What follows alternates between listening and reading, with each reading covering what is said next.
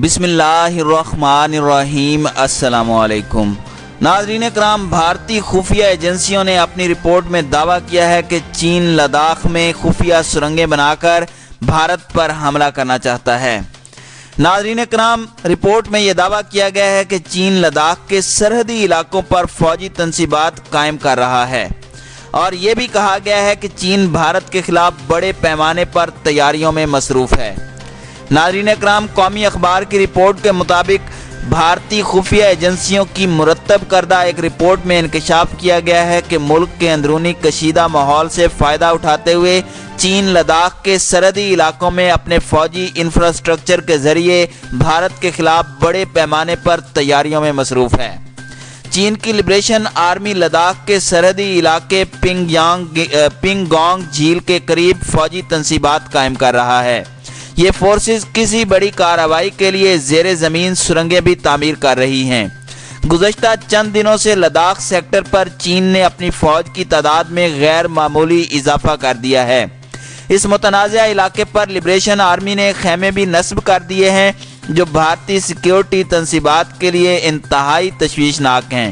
پن going جھیل کے شمالی ساحل کے 134 کلومیٹر علاقے میں دونوں ممالک کی افواج کا آمنا سامنا اب معمول کی بات بن چکا ہے۔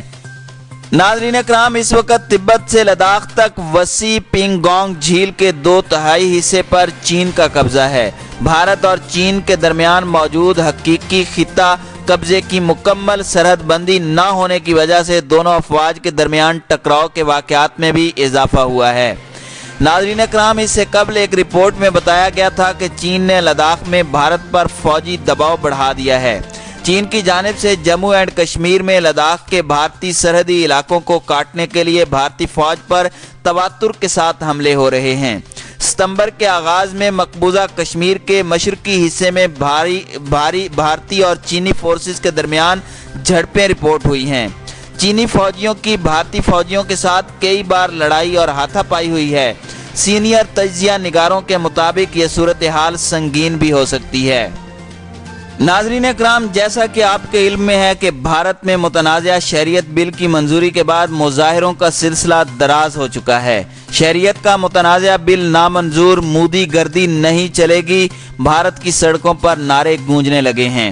مودی سرکار کے غیر قانونی اقدامات کے بعد ممبئی، دہلی اور کلکتہ سمیت کئی شہروں میں ہزاروں افراد حکومت کے کالے قانون کے خلاف سڑکوں پر ہیں اور مودی کو ہٹلر سے تشبیہ دی جا رہی ہے۔ بھارت کے کئی شہروں میں اس وقت حالات بہت کشیدہ ہیں۔ نئی دہلی احتجاج میں مظاہرین نے وزیر اعظم ہاؤس کی جانب مارچ کیا ہے۔ مظاہرین کی توڑ پھوڑ کے الزامات سے بچنے کے لیے اپنے ہاتھ باندھ لیے ہیں۔ متنازع شہریت بل پر پورے بھارت میں احتجاجی مظاہرے جاری ہیں، جس میں پولیس کی فائرنگ سے اب تک 30 سے زائد افراد ہلاک ہو چکے ہیں۔ بھارت کی معیشت کو 30 سال کے سب سے برے حالات کا سامنا ہے۔ دوسری جانب بھارتی خفیہ ایجنسیوں کی رپورٹ کے مطابق چین بھارت میں بڑی کارروائی کے لیے زیر زمین سرنگیں بھی تعمیر کر رہا ہے۔ چین لداخ کے سرحدی علاقوں پر فوجی تنصیبات قائم کر رہا ہے اور چین بھارت کے خلاف بڑے پیمانے پر تیاریوں میں مصروف ہے۔ ایسے میں بھارت کو اس بات کا خدشہ ہے کہ بھارت میں جاری خراب صورتحال کا فائدہ پاکستان اور چین دونوں اٹھا سکتے ہیں۔ ناظرین اکرام، اس حوالے سے بھی خفیہ ایجنسیوں نے اپنی رپورٹس حکومت کو پیش کی ہیں، جس میں کہا گیا ہے کہ خدشہ موجود ہے کہ پاک بھارت جنگ کی صورت میں چین لداخ کے ذریعے بھارتی فورسز کو نقصان پہنچا سکتا ہے۔ اگر بھارت کے خلاف پاکستان اور چین نے بیک وقت کارروائی کی تو اس سے بھارتی فورسز کا بہت زیادہ نقصان ہو سکتا ہے۔ اس رپورٹ کے بعد وزیر اعظم نریندر مودی نے فوجی سربراہ جنرل بپن راوت کو کہا ہے کہ وہ چین کی لبریشن آرمی کے ساتھ بریگیڈیئر کی سطح پر مذاکرات کر کے معاملے کا حل تلاش کریں۔ ناظرین اکرام، دوسری جانب انٹرنیشنل ہیومن رائٹس موومنٹ کے عہدیداروں کا کہنا ہے کہ قدرت نے معتوب اور مغلوب کشمیریوں کی فریاد سن لی ہے اور بھارت کا مکافات عمل شروع ہو چکا ہے۔ بھارت کی نابودی اور بربادی کے لیے ایک مودی ہی کافی ہے۔ بھارت میں بدامنی کی آگ خود نریندر مودی نے بھڑکائی ہے۔ قصر مودی بھی اس سے محفوظ نہیں رہے گا۔ بھارت میں مسلمانوں اور کشمیریوں کی حالت زار گواہ ہے کہ محمد علی جناح کی قیادت میں قیام پاکستان کا فیصلہ 1000% درست تھا۔ رجب طیب ایردگان اور مہاتیر محمد کا کردار اور ان کی للکار قابل قدر اور قابل رشک ہے۔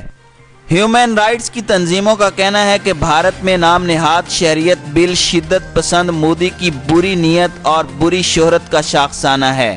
جموں اینڈ کشمیر پر مودی کے شب خون کے باوجود عالمی ضمیر کی مجرمانہ خاموشی نے بھارت میں کروڑوں مسلمانوں کی زندگی داؤ پر لگا دی ہے۔ انہوں نے کہا کہ اگر اقوام متحدہ سمیت مقتدر قوتوں نے کشمیر میں بھارتی مہم جوئی کے وقت نریندر مودی کی لگام کھینچی ہوتی تو آج بھارت کی ہر ریاست سے انسانیت اور امن کا جنازہ نہ اٹھتا۔